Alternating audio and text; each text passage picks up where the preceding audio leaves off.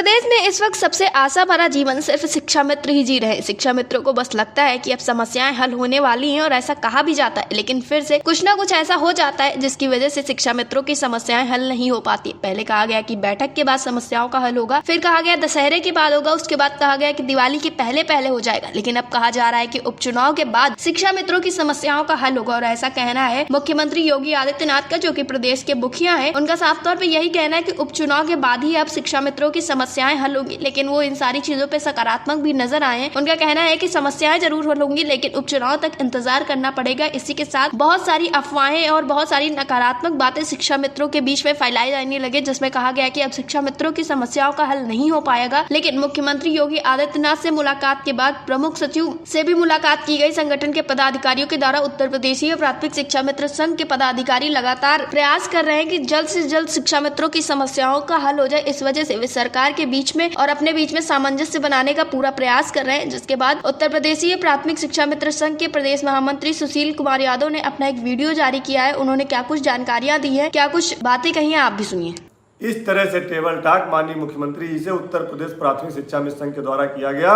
मैं इस बात का दावा करता हूं, अभी तक संगठनात्मक रूप से किसी भी व्यक्ति की मुलाकात नहीं हुई। अगर मेरी भी मुलाकात माननीय मुख्यमंत्री जी के यहाँ जनता दर्शन में हुई या वाराणसी में हुई तो मेरी मुलाकात हुई। मैंने संगठन का पत्र जरूर दिया, लेकिन पहले से उनको नहीं पता था कि ये उत्तर प्रदेश प्राथमिक शिक्षा मित्र संघ के प्रदेश महामंत्री।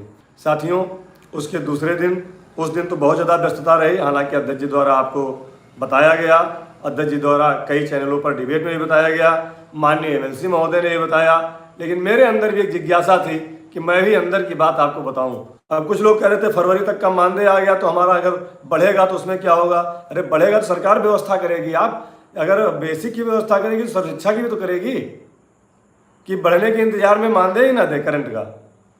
फरवरी तक का मानदेय आपके जनपदों में भेज दिया गया है। मैं पुनः एक बार अपने जिलाध्यक्ष साथियों से और अपने सक्रिय जिले के पदाधिकारियों से निवेदन करेंगे कि आप अपने जनपद में इस भेजे गए मानदेय की ग्रांट से अपने शिक्षा में साथियों के मानदेय को मिला लें। अगर कहीं पर कमी हो रही है तो कृपया अभी से ही डिमांड वहाँ से भिजवाने का काम करें, चूँकि फरवरी तक का मानदेय भेजा गया। तो माननीय मुख्यमंत्री जी का जवाब समझ लीजिए, उन्होंने क्या कहा था। माननीय मुख्यमंत्री जी ने कहा कि ठीक है, अभी इन लोगों के लिए हमने बोला था, मीटिंग हुई है, बेसिक शिक्षा मंत्री और बेसिक शिक्षा विभाग के अधिकारियों के साथ अभी हमारी बैठक होना बाकी है। हमारी अगली बैठक होगी, उसमें हम निर्णय लेंगे इनके लिए। माननीय एमएलसी महोदय ने वहाँ पर अनुदेशक और रसोइयों की बात रखी, उस पर भी माननीय मुख्यमंत्री जी ने कहा। मैं मुख्यमंत्री जी को धन्यवाद दूंगा, उनका आभार प्रकट करता हूँ कि पहली बार माननीय मुख्यमंत्री जी ने ऐसा कहा कि हम इनके लिए निर्णय लेंगे।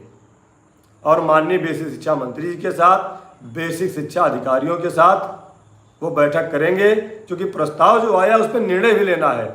अभी बहुत सारे लोग कह रहे थे प्रस्ताव इतने का गया है, उतने का गया, प्रस्ताव कितने का भी गया हो, लेकिन मैं जहाँ तक समझ पाया माननीय मुख्यमंत्री जी की वार्ता में, माननीय मुख्यमंत्री जी एक अच्छा निर्णय हमारे लिए लेंगे। उन्होंने ये नहीं कहा कि हम चुनाव बात करेंगे, चुनाव पहले कहा कि अभी चुनाव में हम व्यस्त हैं, जैसे ही मौका मिलता है हम बैठक करके इस पर निर्णय लेंगे। माननीय मुख्यमंत्री जी को पुनः हम धन्यवाद देंगे कि उन्होंने सहृदयपूर्वक हमारे लिए विचार करके और निर्णय लेने की बात कही है। आपसे बार बार करता हूँ कि जो हमारे मृतक शिक्षा मित्र साथी हैं, जो हमारे रिटायर हो रहे शिक्षा मित्र साथी हैं, उनके लिए भी हमने निवेदन किया है कि सरकार उनके लिए भी कुछ विचार करे। उस पर माननीय मंत्री जी ने सहमति भी जताई है। मैं माननीय मंत्री जी को भी धन्यवाद दूंगा। इस समय माननीय शिक्षा मंत्री जी हमारे प्रकरण पर पूरी तरह गंभीर हैं और हमारा अच्छे से अच्छा कराने में उनकी अहम भूमिका है। मैं अपने अलीगढ़ के साथियों से, कासगंज के साथियों से निवेदन करूंगा कि एक बार माननीय मंत्री जी से जाकर के मिलें और उनका धन्यवाद एवं आभार प्रकट करें। और नोएडा के साथी हमारे माननीय एमएलसी श्री श्रीचंद शर्मा जी के से मिलें, उनका भी आभार प्रकट करें, क्योंकि अभी हमको बैठना नहीं है। चुनाव आचार संहिता अपनी जगह है, लगातार हमको शासन में, सरकार में पैरवी करते रहना है कि जितनी जल्दी से जल्दी हो सके बैठक हो जाए, जो भी निर्णय उसमें निकल करके आ जाए वो लागू हो जाए।